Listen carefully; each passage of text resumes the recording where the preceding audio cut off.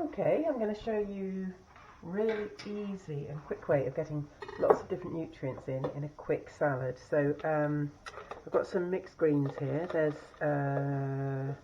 rocket, there's some mustard leaves, and probably mizuna. I never know quite what's in these mixes.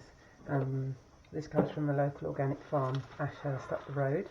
So I've already washed them so that you're not watching me do the boring bit. My principle when I'm making these salads is that there has to be as many different plant ingredients in there as possible. So this is a good start because there's at least 3 different kinds of leaves. All the different foods give you different nutrients. So the more of a mixture you have, the better. This is radicchio, which I love. It's got a slightly bitter taste, and it also adds a great colour. So there's 2 good things there. One is the bitter taste helps to stimulate your digestive juices, therefore you can digest and absorb your food better, get more nutrients out of it. And the colour is great because the more different colours you have, natural colours obviously, the more different nutrients you have. So different vitamins and minerals and antioxidants reflect light differently, and that's where the colour comes from. So you're aiming for a rainbow if you can. Here's some, these are small mustard seeds, which I grew, mustard leaves, which I grew. They originally started off like kind of mustard and cressy type stuff, and now they're just beginning to turn into slightly tougher, hotter leaves. The nice thing about that is that when you have hot tastes with brassicas, so your broccoli, cabbage, all that family, it helps you to absorb the good nutrients from that. So I'm going to put a bit of carrot on now. Carrot's nice orange colour, so we're adding to the rainbow as we go. The advantage of, or the aim, one of the aims of having as many different ingredients as possible, so you don't have to have huge amounts of everything, but having a lot of different ingredients means that you've got lots of different nutrients. And you're also, what's being discovered now and understood is that the more diverse your diet is, the more diverse your gut bacteria are. And diverse gut bacteria is a good sign of a healthy person. So you want to feed your gut bacteria with lots and lots of different plant foods, basically. This is not to say that we need to be vegan, and when you see what I put with my salad you'll see that I'm definitely not. It's that we all need to eat a lot of different plants. So these here are homemade, homegrown mung bean sprouts. So that's those in a jar, they get kept in the fridge. And then I've got some buckwheat sprouts here as well. So this is from the buckwheat groats, and all of these you just soak them overnight in water and then use a sprouter. You can do it in a jar on its side on the draining board, but I haven't done that method. I use a kind of 3-tiered sprouter, and then you just rinse them every morning, let them drain, and after 2 or 3 days you've got your sprouts. What else should we put in? So I've got some raw mushrooms here, I'm going to stick those in. You might be able to hear some boiling. I've got some eggs in a pan just behind the camera, so there's going to be some hard-boiled eggs with this salad. I meant to look at the time when I started, because my aim with these videos is to do them in 10 minutes, just to show how quick and easy it is to produce something that's nutritious and varied and really delicious as well. So a few raw mushrooms. Actually, I've just remembered, one of these is for my husband, and I like scattered stuff, and he likes clumps of stuff, so I better do his a bit more like he likes it. Well, I'll make that one his. And then let's put a little bit of broccoli on. So raw broccoli. What I do with broccoli is just cut the stalks. So you eat the stalks as well, full of the great fibre which feeds your good bacteria. But also, you don't want to waste any food if you don't have to. So just use everything you can that's edible. And if it's not quite good enough to put in a salad, you might think about making some seed jacks. So we'll do that another time, and you'll see how easy that is. And you can use all the stuff that you might not put in your normal meals. So a bit of broccoli. If you cut it up small, you can get away with it with people who are less keen on raw broccoli. As you can see, I don't mind at all. I really like it. So that's that. Then what should we put in next? A bit of celery. So the celery, and I just slice it. So I washed my salad leaves before I started, and the pepper's been washed, the cucumber's already been washed, and just so that I can just get on with preparing it. You can see these salads are getting very big, and one of my failings is I always make them too big. But we tend to have this as this is our lunch, and that it is actually our main meal. So what I do is think lunch is the one where I pack in as much nutrition as possible, and then if we eat something in the evening, it's nice and light. Generally, depending on how indulgent we're feeling. So cucumber. I'm not a cucumber fan, so I'll give that all to him. What have we got next? We've got some red pepper. So I'll put a bit of red pepper in. So the thing is with the salads, it's just really to make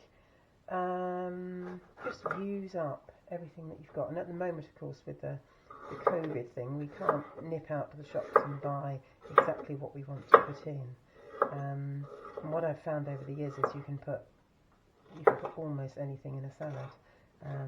So sometimes I'll have tins of or jars of things like cooked broad beans, or tins of kidney beans and other beans like that, so they might go in.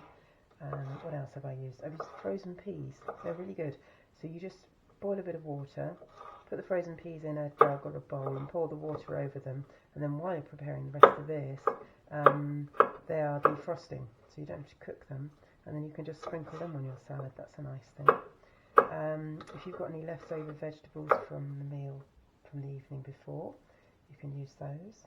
Roast vegetables are particularly good in a salad, so you might do a mixture of root veg with a cooked meal that you're doing and have some left over, and then you can add those to your salad the next day as well, which is really nice. So you can see it's getting nice and colourful. And then I think we might put a few tomatoes on, and I've got a couple of yellow ones here, and then a bit of red here. So you can see that we're getting lots of nice colours, lots of different textures, which is satisfying to eat, lots of different flavours,